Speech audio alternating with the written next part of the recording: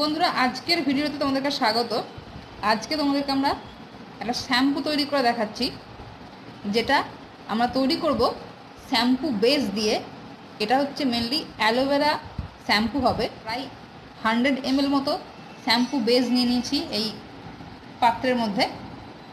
এরপর আমরা দেব এখানে অ্যালোভেরা। দেখো এখানে দেখো লেখাই আছে অ্যালোভেরা জেল। তো এটা কিন্তু একদম মানে র অ্যালোভেরা জেল, ঠিক আছে? এটা একদম খাঁটি র অ্যালোভেরা জেল, রিয়েল, কোনো রকমের মধ্যে কোনো কালার বা অন্য কিছু মিশ্রণ নেই। এই অ্যালোভেরা জেলটা আমরা এখানে দেবো প্রায় 50 ml মতো। তো আমরা 50 ml অ্যালোভেরা জেল এর মধ্যে দিয়ে দিই। তো আমরা এর মধ্যে মিশিয়ে দিলাম 50 ml অ্যালোভেরা জেল। এবার আমরা এখানে এই জলটা, দেখো এখানে 100 ml জল রয়েছে, এই জলটা আমরা এখানে অ্যাড করে দেবো। এবং এটা কিন্তু একেবারে অ্যাড করবো না, ধীরে ধীরে অ্যাড করবো এবং আমরা আস্তে আস্তে এটাকে মেশাতে থাকবো। এই দুটো জিনিস যাতে ভালোভাবে মিশতে পারে সেই জন্য আমরা এটা কিন্তু ধীরে ধীরে অ্যাড করব জলটা, এবং এটা কিন্তু আরও লিকুইড যাতে হয় সেটার জন্য আমরা এটা ধীরে ধীরে নাড়তে থাকবো।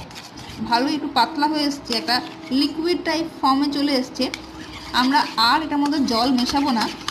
এবার যেটা করব আমরা সেটা হচ্ছে এখানে এর মধ্যে একটা ভিটামিন ই ক্যাপসুল, দেখো এটা ভিটামিন ই ক্যাপসুল।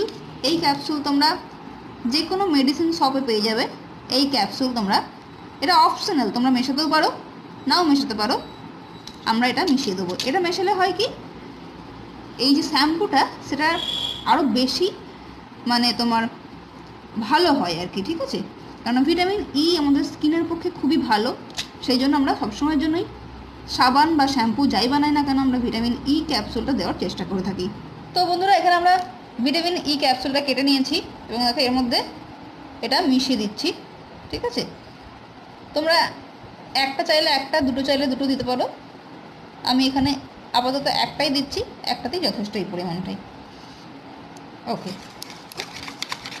এবার যেটা দেবো আমরা এর মধ্যে, দেখো এই ঘনত্বটা আর একটু গাঢ় হয়ে গেছে। তো এবার যেটা আমরা দেবো আমরা, এটা কিন্তু এটাও অপশনাল, তবে আমরা কিন্তু এখানে একটা গ্রিন কালার নেব।